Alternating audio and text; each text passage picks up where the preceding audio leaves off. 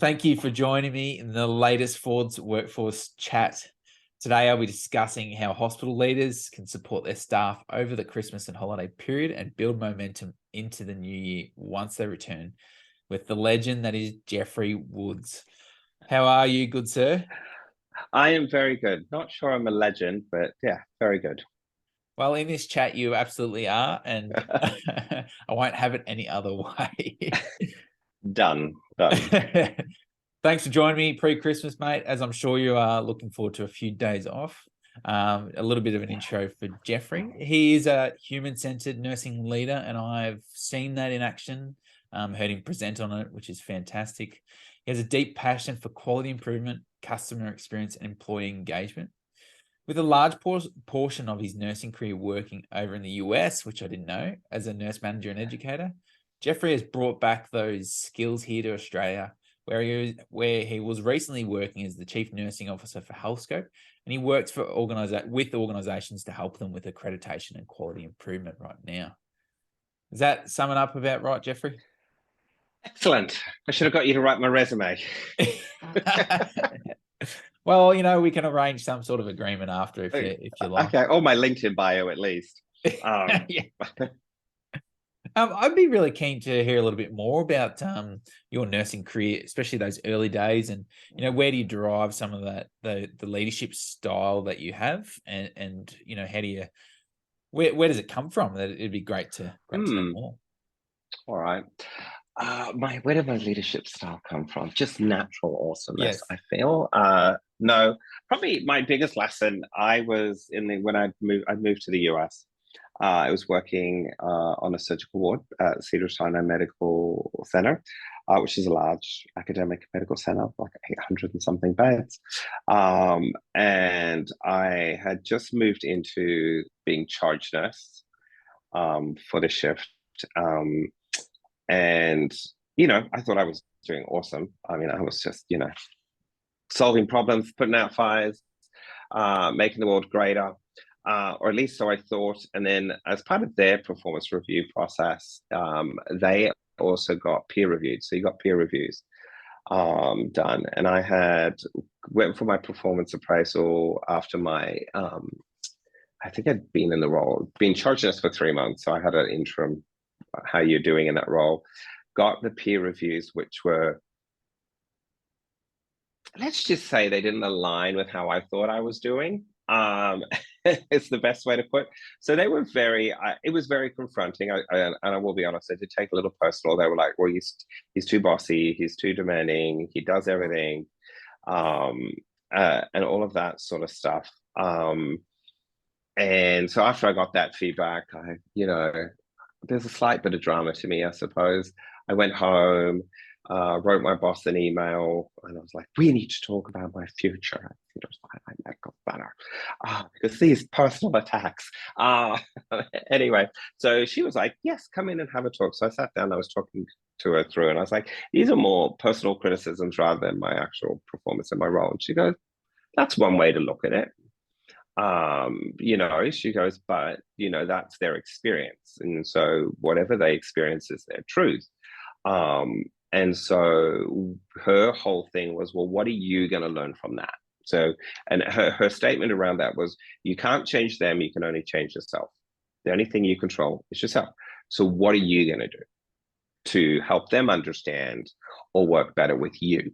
And I was like, well, quit. That was my first idea. But apparently that wasn't on the cards. Yeah. She wasn't accepting that. And so, she really pushed me to take it as a professional growth opportunity. And she goes, I will give you my suggestion and you can do what you want to do with that. But my suggestion is kill them with kindness. And rather than doing things for them, ask them what they want you to do. Don't assume what you're doing is what they want. So I would take calls, I would follow up on test results. And from their experience, what I learned from that when I was talking with them after that was it took away their control of their patients. And then they didn't know what was happening with their patients. That was all now sitting with me. So by doing what I thought was helpful for them and taking things off their plates, I actually disempowered them to have full control of their patient care and what was going on, and they felt out of the loop. So my learning experience was, don't assume what people want. When you ask someone for, don't go, can I help you with something? Because people generally don't know what they need help with at the time because they're probably a little overwhelmed. But can I do this for you? Would you like me to do that particular thing for you? And then you can do something else. So it enabled me to get much more targeted. But what it reminded me to do was, that's where I first became very mindful around relationships. And being aware of the impact of that. And I'm obviously got a big personality, so it also enables me to become aware about how that doesn't always translate across cultures in a multicultural team, and personalities. And so it really was a big opportunity for me to start to reevaluate how I did things, or led, for want of a better word. And then from that point on, my boss, Peachy was her name, was forever shoving books in my hand, going, I've read this book. This is amazing. You should read it too. And so, I read great books like It's Your Ship, Fish, which is the fish philosophy, and a question behind the question, and all these other leadership books around asking better questions, engaging your team better, bringing fun back to what we do because it's stressful anyway, and really focusing on that human aspect of it, and seeing the humanity in everyone as well as yourself. That was a really long answer to that, but there you go. But that was my biggest aha moment as a leader. Yeah, I love that story. I really, resonate with it, because it just showcase the journey that you went on. You went on through this charge nurse. You thought you were doing a good job, and then this bit of a reflective piece, and then you've come around circles. And what was your relationship like with your manager after that period? And did you step into her shoes at some point? Like, did she move on, or Yeah. were you the understudy? Were you the understudy that come through? Yeah, she definitely became one of my, and still today remains one of my lifelong mentors. And we still stay in touch. And I still, when I went for my chief nursing officer role, I asked her, this is what I'm going to do. What do you think? Can you, and I still look to her for mentorship. I think from that, I think my ability to grow and learn forged a bond between us. And so we were always supporting and encouraging. So like she also got into the habit of, she'd just throw my name out for every project. Oh, Jeff can do it. Oh, Jeff's gonna stop telling people my name. To the point where I was literally called out sick one day, and not actually sick, but like Australian sick. Yeah. I had a sick day. I'm taking it, not because I was legitimately sick, good old Aussie that I am. And I was at the coffee shop in the lobby the next day, and the CEO of the hospital was walking past. He goes, "Hey, Jeff, it's good to see you back. I heard you were sick." I was like, "Oh," that was my like, what? Why would you even know my name, let alone, like, I've never sat in a meeting with him, on a project with him, but just because of the projects I'd worked on with my boss, I built a reputation around the way I worked and that sort of stuff. So they became very mindful. And that same thing, again, it made me very mindful of who I am and how I project myself. And my boss is really good at that. So as she moved me up and I sat in higher level committees and were sitting on, much bigger projects within the organization, we would be in meetings together, and she really taught me to be mindful of myself and my actions. And we would always sit next to each other. And if I was getting too excited, that's the word I'd say, or passionate in a meeting, I would always get this hand put on my knee. And that was my reminder to kind of step back a bit, let other people share, and do that. So she was really good at really helping me become mindful in that space. But same thing again, continually pushed me to grow as a leader, and develop myself as a leader. And I didn't actually succeed her to her ward, but I did, because she became the service line director for medical surgical. which was 14 units or wards. And then through her, I interviewed and became the oncology bone marrow transplant manager. But would never, I truly believe I would not have got that opportunity if I had not been mentored and supported in the way that she did to grow as a leader. And she's the one that got me, excited around having fun at work, putting people first, all of that, so patients first, all of that sort of stuff. Like, she really helped consolidate what were probably natural or dormant attributes, I think. Yeah, absolutely. Brought the best out of you, I suppose. Yeah. Where is she in her leadership journey? Because I'm hearing this natural progression. In the Yeah. longer you're in the game of nursing, you see a natural progression if you do show Yep. great leadership qualities, that you do move along the journey. Where is she in her leadership journey? She is still at Cedar Sinai. She's been at Cedar Sinai for years. I think she is now a executive director, so she's moved up a rung, still over medical surgical services, but up a notch on that.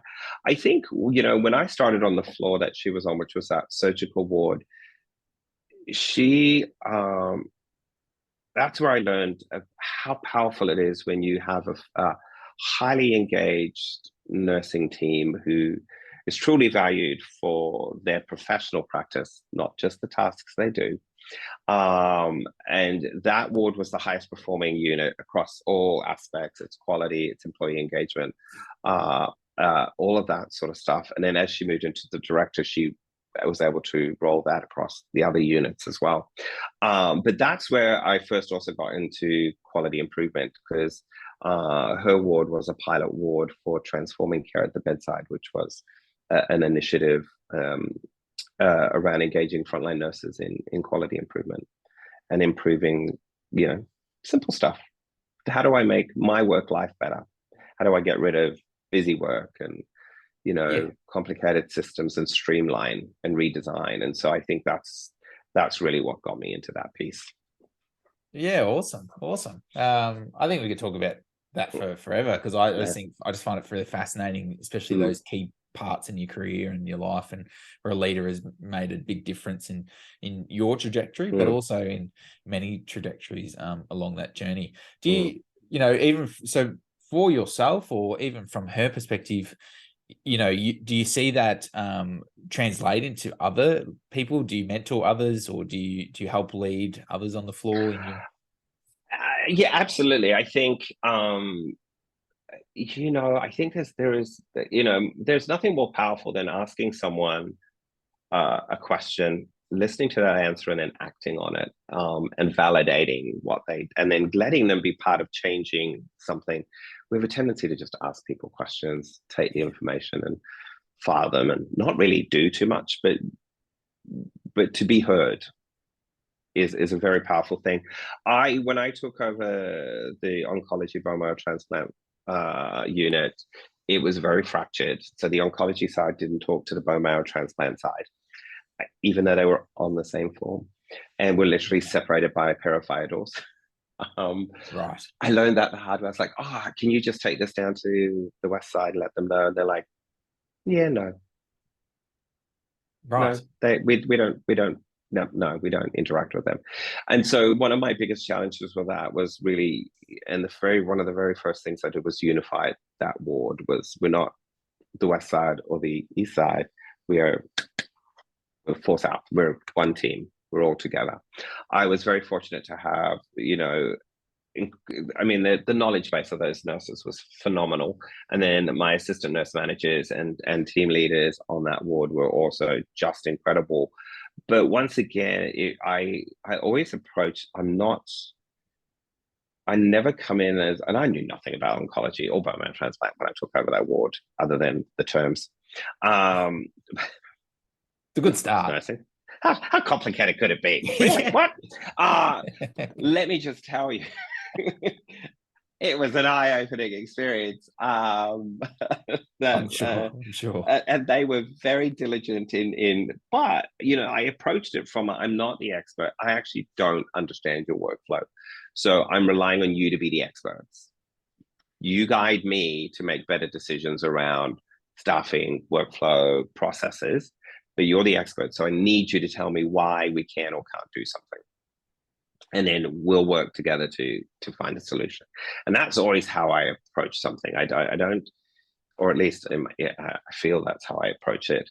I try not to come in and impose my assumptions, but rather you tell me, and then I know from my perspective what we need to do and how we have to achieve it from a manager, from what I've been told from my leaders. But now you, as the clinicians, need to talk to me about what will work, what won't work, why it will work, why it won't work, and then how do we meet in the middle and achieve the outcome that we need.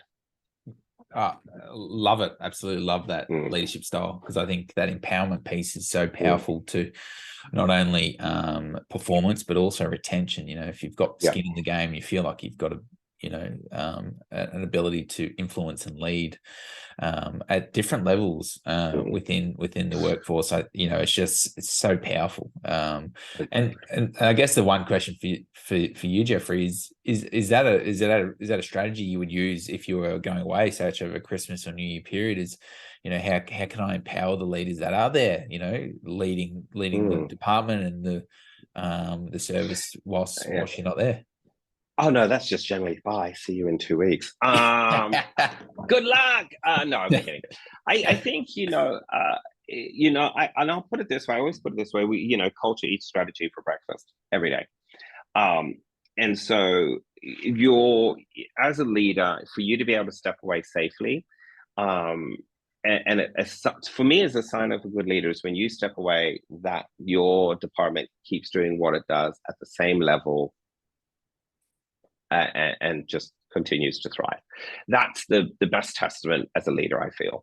And I think for me, it's just like you'll implement something, and Monday to Friday while you're there, it's all working and everybody does it. Then you come back after a weekend and they're like, oh yeah, no, we didn't do that over the weekend because we don't actually like that. We think that's a stupid idea. And so you'll get feedback that all of a sudden all these processes stop out of hours.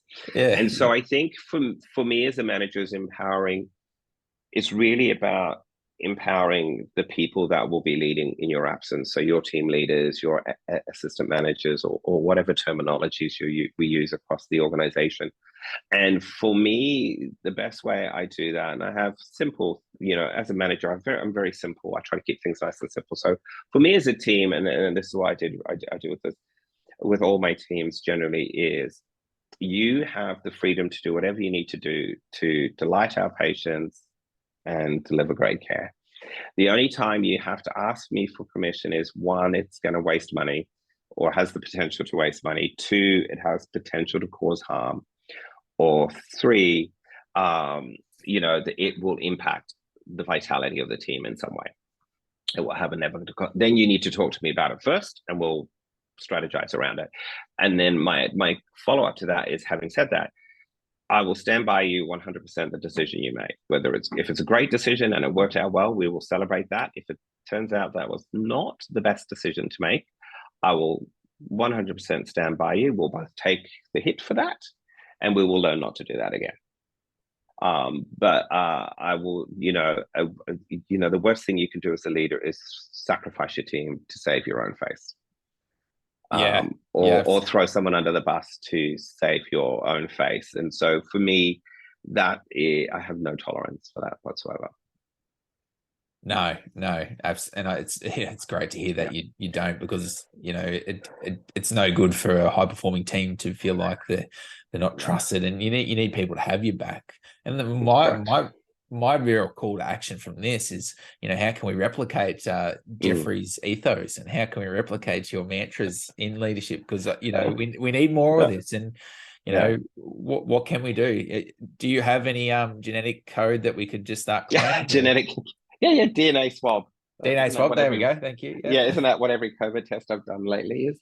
I think, and back to your question, how do I know I can safely walk away? Is when you create an environment within your team that is psychologically and physically safe. And psychologically safe is really important, because that and when leading that back to my story around I will always support you, that is one of the biggest ways we create a psychologically safe environment, because when I feel under threat or always on the defense, I don't feel safe. And then I end up not making decisions, or I'll make poor decisions out of stress and fear. And so when you create a psychologically safe and a physically safe environment for your team, you can step away with full confidence that everything will run. Mm. And and as a leader, even over holidays, unless I was out of like even over the Christmas period, because obviously, the admin parts of the building shut down and we all got sent home. I always came in on Christmas Day or New Year's Day, and would thank the people that were working, check in with visit the team on each ward and thank them, how are you doing? How's the day going?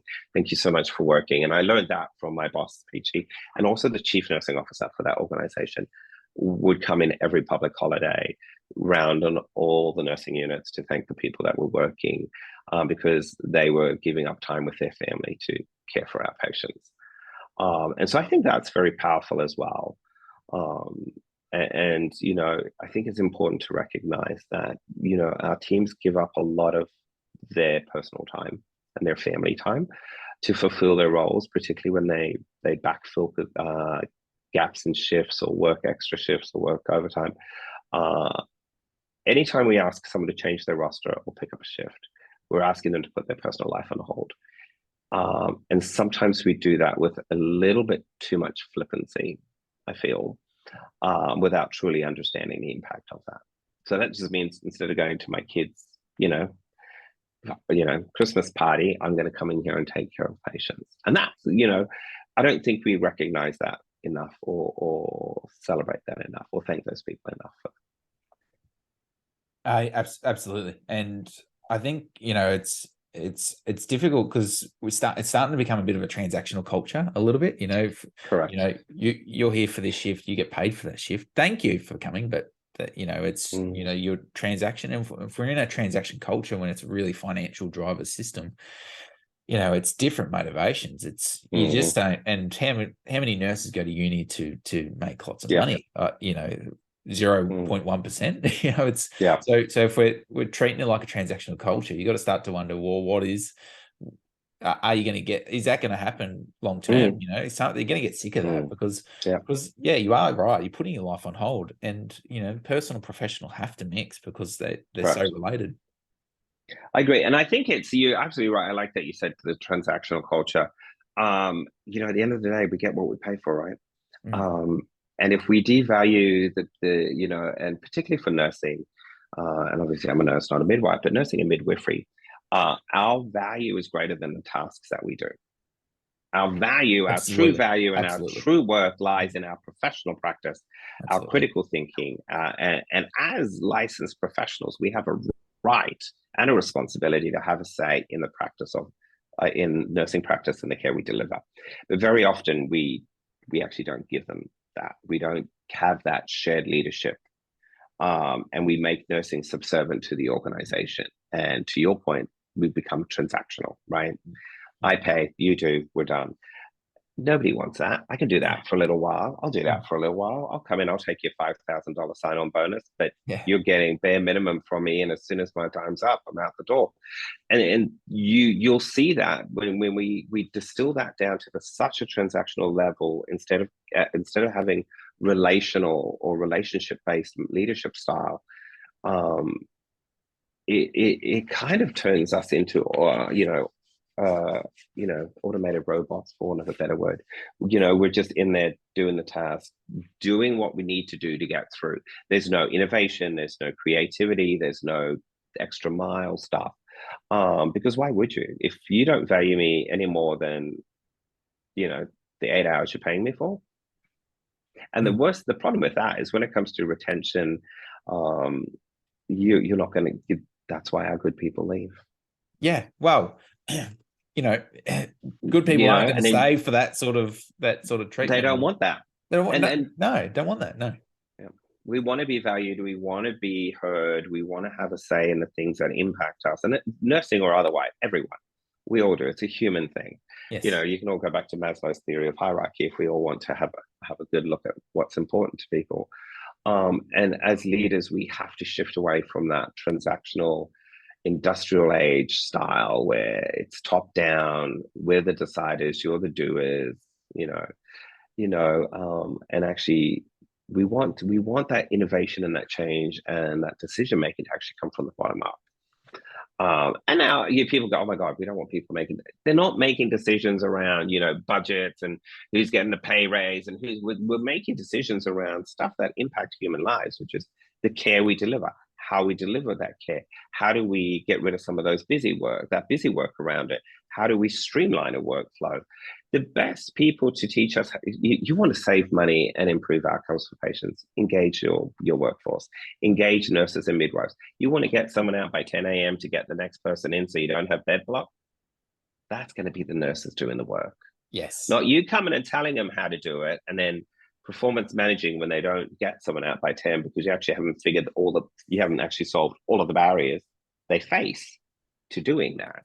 Yes. Right. And it's a whole system approach as well. I as a nurse can't discharge a patient if a doctor hasn't written an order or done a prescription, pharmacy hasn't dispensed a med. So all of my good work is for nothing when the rest of the system isn't aligned. So it's really engaging those people, but you want to improve patient outcomes.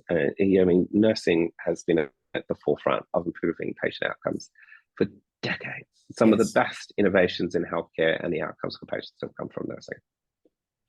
Well, yeah, you're absolutely right. And if you think about how nursing operates, is that it's the monitoring and the management system. We still make important decisions about patient care. We still make decisions that are critical to the longevity of a patient's life.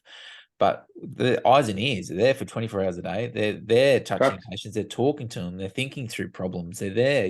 They're your stopgap. They're the stop and the dam. The before the water bursts, you've got a nurse there stopping. And if you don't empower your nurses to stand up and voice their opinion, then it's really challenging to prevent those silly errors. And not all errors are nursing related, but I tell you what, all the errors that aren't related to nurses, if you had a good nurse that was looking out, who had good vision, was thinking through problems, they'd probably pick that one too. So, there is some great work we certainly could be doing there.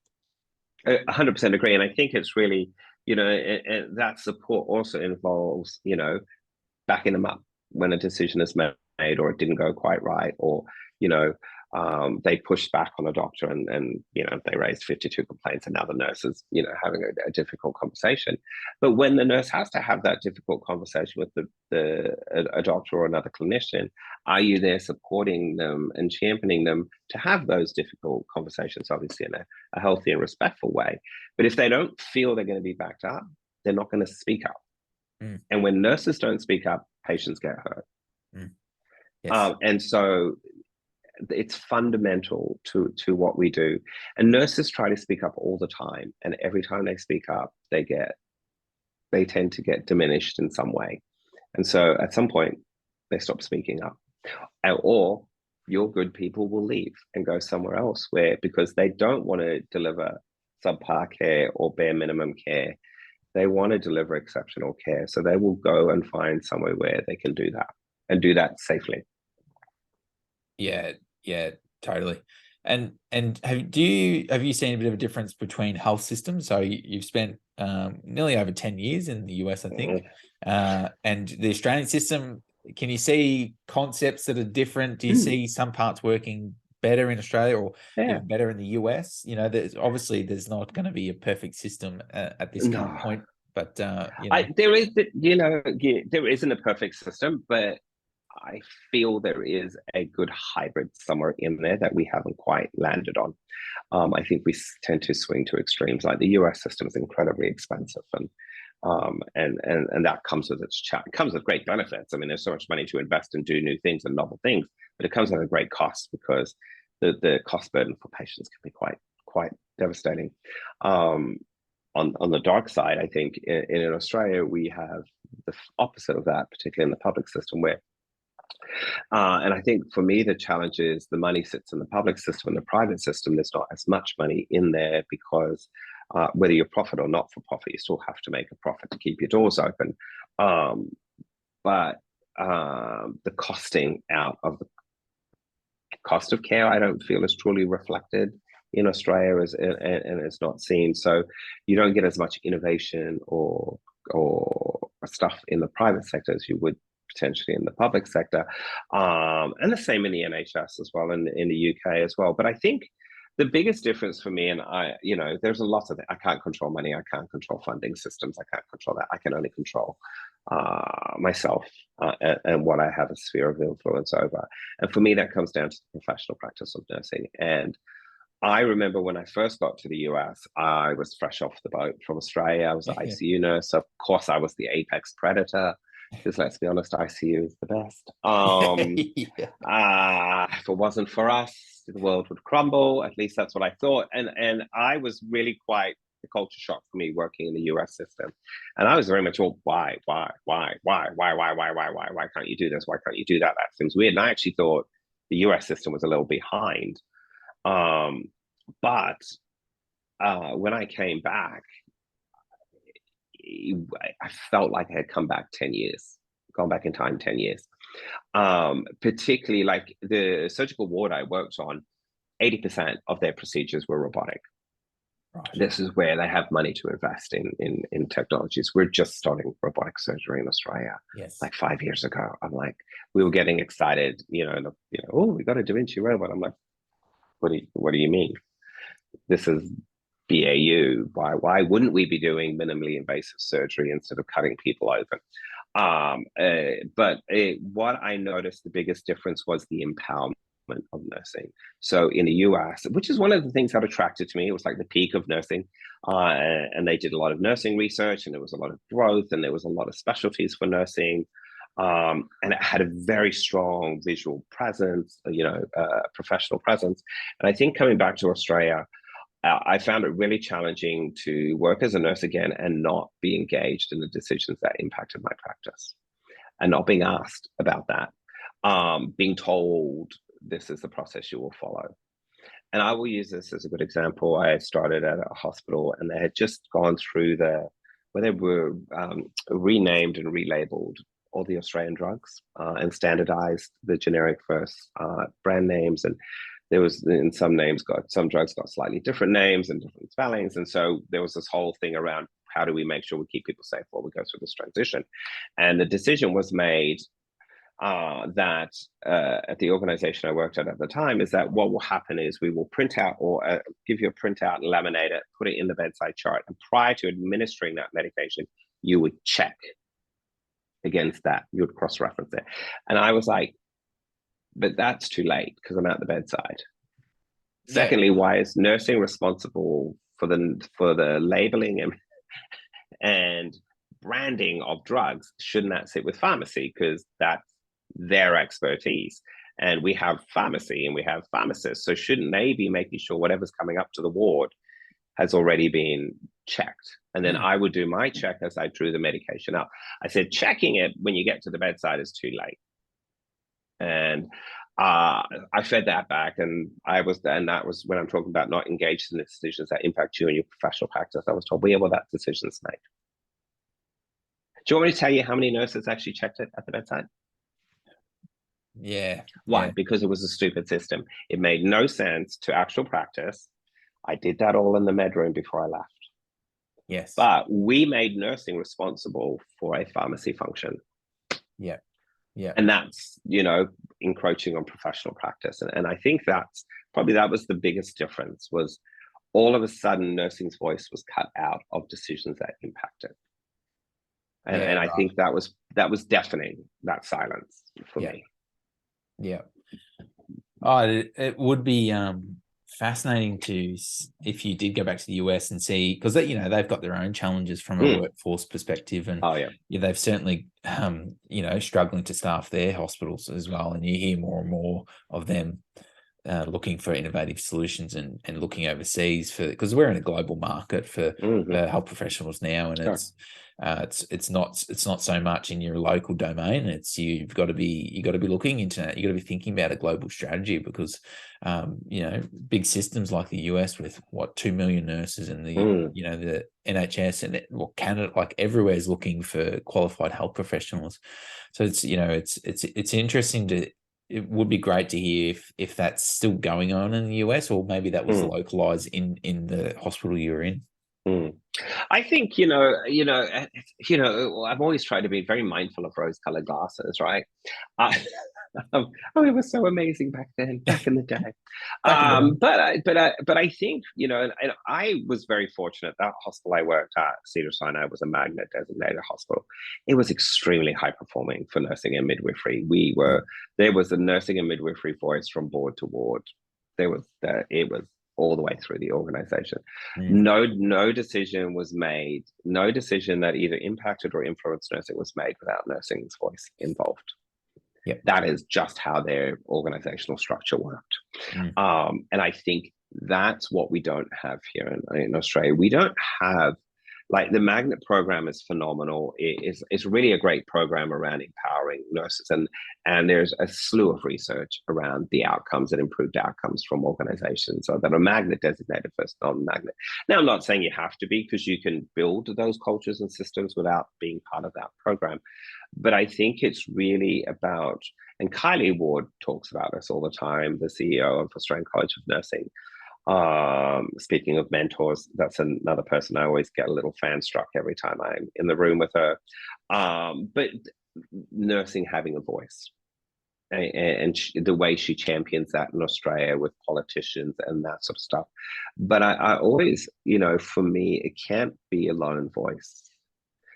Together, we are much more powerful than we are as individuals, and collectively, we have to move together and raise our voice in a way that benefits us in the long term, not just quick wins or little things. I always, it was a statistic I think Kylie shared with at a conference I was at, that compared to other licensed professionals, there are more nurses and members of the union than they are of their professional body, which is the Australian College of Nursing. And I found that very interesting. And I'm not disparaging unions in any way, shape, or form. Don't take that away. But what it says is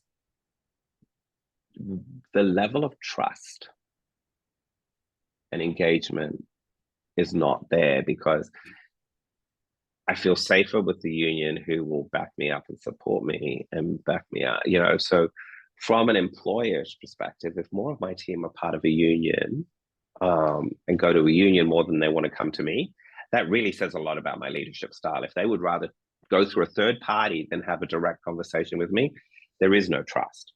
There is no trust. And I remember that was one of my learned experiences as a nurse manager here, my first nurse manager role here in Australia. There had been a medication error, and a couple of staff had repeated this error. And I was like, I called them all, each individually, and I said, can you talk me through the error? And it was very, very informal. There was no thanks. And I just, I said, could you please come in? I'd like to talk through this error. What can we learn? How do we not repeat that? And one of them came and she brought a support person. And I was like, okay, that's no issue with that whatsoever. But what it made me suddenly start to think about is, where is their trust level to not feel comfortable to have that conversation with me or with the organization without that third person? And I think that speaks really volumes for the way we lead and how we need to lead better. At least, and I think that's oversimplifying it a little, but I think, and at Cedars-Sinai, when I was there, it was the only hospital in California, Southern California, that was not a union hospital. And their unions are slightly different than they are here, but they valued and highly valued direct communication and being able to build that trust and that relationship rather than go through a third party for nursing and midwifery. I don't know if it's still the same today, but I think that was very powerful for me as a nurse. And at one point, and never at any point working there did I ever feel unsafe or unprotected, for want of a better word. And I got into trouble. I I got into trouble once when I was fresh off the boat. I called out sick without actually being sick. Um, and they had a very very very rigid policy around sick leave, and I breached that policy. So I got a step one, which was just a verbal warning. But I felt completely comfortable going in and having that conversation. I didn't feel like it was punitive. It was just a friendly, conversation about it. And that whole conversation around that point, which I think made me feel even guiltier because I wasn't genuinely sick, was, Yeah. are you okay? How can we support you? Is there anything you need from us? And I'm like, no, Yeah, I just wanted yeah. to go. I just wanted to go to the pub and not come to work. Yeah. And I felt really bad because I was like, oh, that wasn't a real sick day. But they were just genuinely concerned to make sure that my well-being was a priority for them as well. And I think that's not always the case here sometimes. No, And once again, it comes back to your point about being transactional, right? yeah, wow, yeah, it's starting to permeate through. It's just definitely cultural base, and I've got some friends in the US as well. When unfortunately, when you've got a separated system that's privatized, and big systems like the Sinai, they're different to then the facility up the road, and Yeah. when you're fragmented, and Yeah. unfortunately you're unable to take some of those good qualities, and if you have those good leaders leave, and it's just about being able to follow that through on a bigger system, and which is really encouraging for the Australian system. I feel, because we're much more aligned. It's public system. There is still fragmentation through states and even individual hospitals. But the movement, New South Wales Health, is going down. Like, it's costing him $1 billion to transition to, what is it, to Epic. But streamlining care and streamlining elements, it does have some benefits, and I've seen that work in Queensland. Is that if you do have streamline that aspect, there is an opportunity to streamline other things as well once you sort of build that ecosystem. Correct. So there are some encouraging signs from that perspective, and some massive challenges, but that's just how it goes. Oh no, 100% agree. And I think, a good thing to point out is, before I started at Cedars-Sinai, when I worked there, I was a travel nurse, or agency nurse, as they call them. And I did 2 contracts at 2 different hospitals, vastly different to Cedars-Sinai, and they were community hospitals. And I like, shock and horror would probably be the way I describe. Like, I remember one of the hospitals, I was ICU, and I remember going down to help out on the ward one day because the ICU was quiet. And obviously, being the agency nurse, you were the first one that was turfed off to go help somewhere else, which is fine.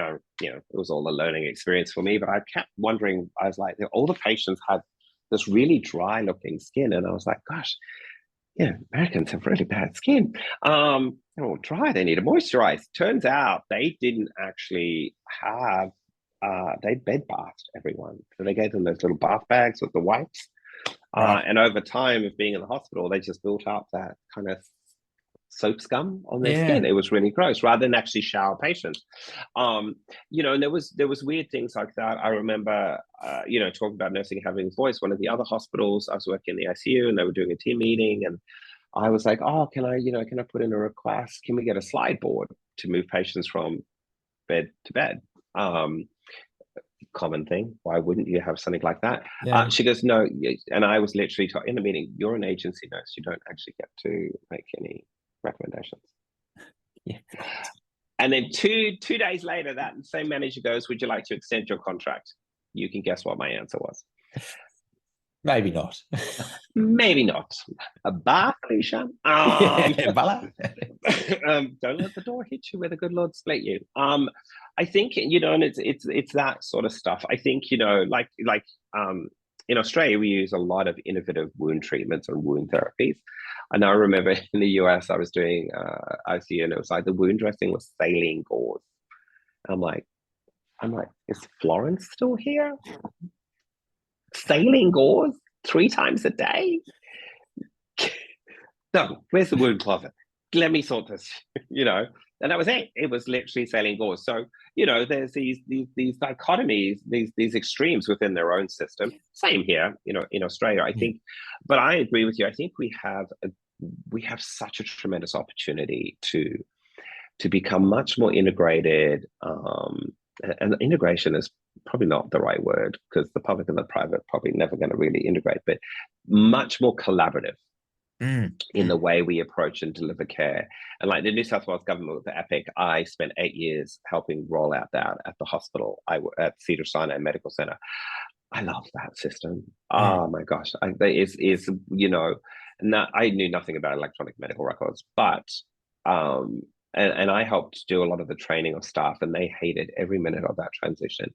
But you know, 6 months after the moving to electronic, would they go back to paper? Absolutely not. But the wealth of information that is available to improve patient care, that big data is amazing. But then just that interoperability. As a nurse, I'm in one system. I don't have to then go into this system to do something else, that system to do something else, and none of those systems talk to each other. So that interoperability is so powerful. And for patient safety, phenomenal. Yeah, it speaks, it resonates, especially, you know, because it's very like people are mobile now. People don't, you know, it's very, very rare for someone to stay in the one town and see the one hospital. Correct. You know, there's travelers, the young people, there's also, you know, the grey nomads, they move up and down the coast. So, you know, if you've got this opportunity to get that snapshot and have that information from one place, transition over, you know, it's a no-brainer to me. Oh, it's yeah, absolutely. And I think given our system and the way our system's structured, I don't understand why we don't have that existing, and why, you know, it always fascinates me. Like in the US, they incentivize the system to go electronic with, you know, tax rebates and whatever else they did. That was before my time there. The federal government hasn't done that in Australia to incentivize the public and the private system to go electronic, and also made it important that those electronic systems are interoperable and connect with each other and speak to each other and are not siloed. And obviously that's the work the Digital Health Agency is doing, at least I hope, because that's fundamentally important, is to make sure, and to your point, the mantra at Cedar Sinai for our whole electronic, and they went from like 100 and something systems down to 5 or 6, of which Epic was the full body one. But one of the things the mantra and our chief nursing officer at the time did was one patient, one record. One patient, one record. Whenever you encounter, oh, but I'm special. Mama thinks she's special. What's that? I'm special. I need this and I need that, or that doesn't do. We want to stay with this system. One patient, one record. Not about you. About the patient. Yeah. Not about you. About the patient. And I think that's a great mantra. And I think, you know, particularly the workforce movements that you talked about, and I should be able to go from, you know, Royal North Shore and go up to, you know, Gold Coast University Hospital, and they should be able to access my information to make sure that they're providing me great care. Yes. Rather than, you know, I got to courier up or fax up. I don't even know why we still fax these days.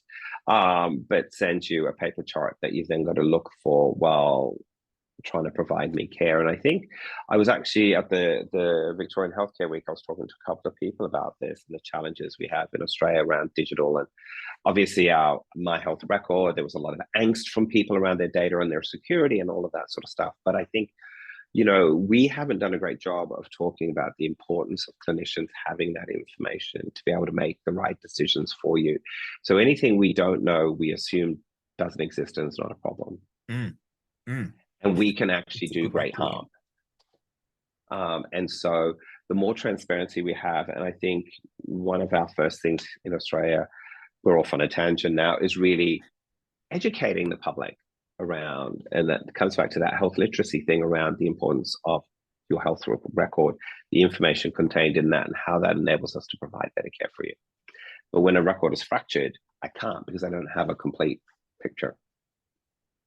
Yeah, you are absolutely right. And I think I think it all stems back to that workforce element as well, was, helping teams to operate and perform really well, supporting them when you're not there, supporting them to perform. It's this nice ecosystem that you created. If someone feels like they're empowered and supported, then they're going to stay. And one element is having the records there so you can provide the care that you're trained to deliver and you're able to deliver. And so making it easier for people to do what they want to do is the number one element in behavior, in helping people to have positive and helpful behaviors. If you want people to stay there and to turn up and not call us, sick when you just want to go to the pub. It's one of those. It was a mental health day. Yes, absolutely. We still need them. We still need them. I think. Yeah. Go on, so Jeffrey. No. So I think that also extends to the workforce as well. We don't have great systems around our workforce either. So, and that level of transparency. I have not worked anywhere in Australia where I've been able to be able to at hand find out what is my FTE deficit, how many nurses I have, what level of education those nurses have, who has a bachelor's, who has a master's, who has a graduate certificate, what is that in, who has these skills. So as a leader, how I can bring agility and empower my workforce is actually putting the right people in the right place at the right time. But I need to be able to see that at a glance when I'm rostering and or reallocating people, to be able to go, hey, yeah, I'm going to move you over here. They're down here. You've got the right skills we need. And quite often we end up putting people in positions where they're completely overwhelmed because they're like, this is not my safe space. And then that causes fatigue and stress, which wears down the workforce. Yes, totally agree. I think there's certainly some movement in that space, and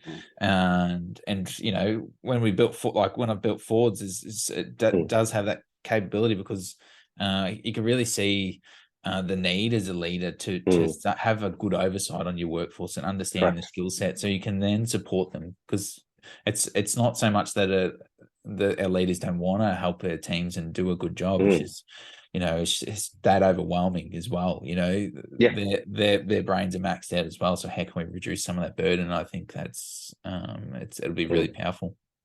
100% agree. And I think, it's simple things. Like whenever I had staff do extra shifts or stay back, I would always, my handwriting is like a 3-year-old, but that's irrelevant. But I like a handwritten note. So I'd always write like a little card or a note to say thank you. If I didn't, particularly if I wasn't going to see them for the next few days or something because they were off. I think, in today's world, I always look at it.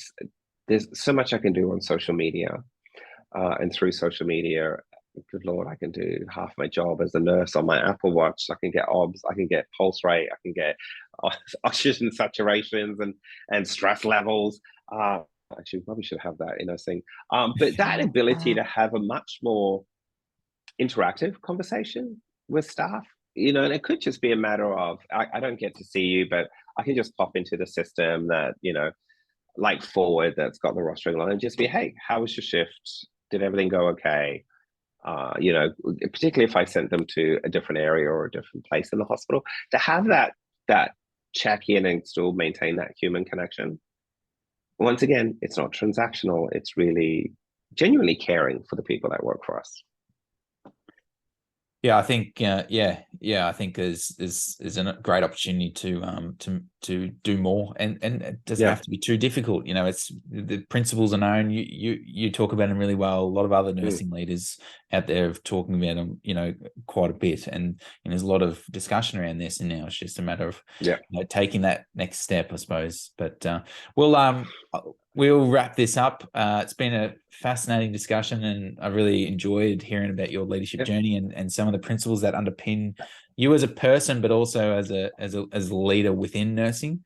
I don't know what's your future looks like. I don't have a crystal ball, but I certainly see a positive leadership journey for you. Where hopefully that's in nursing. It could be leading the country. I'm not sure, but God help us if that's the case.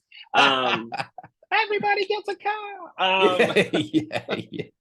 That'll be my Holiday election for promise. you. Holiday for you. Holiday for you.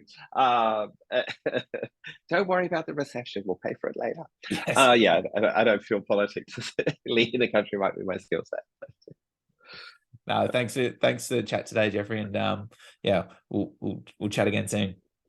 Talk soon. Thank you so much. Have a great day.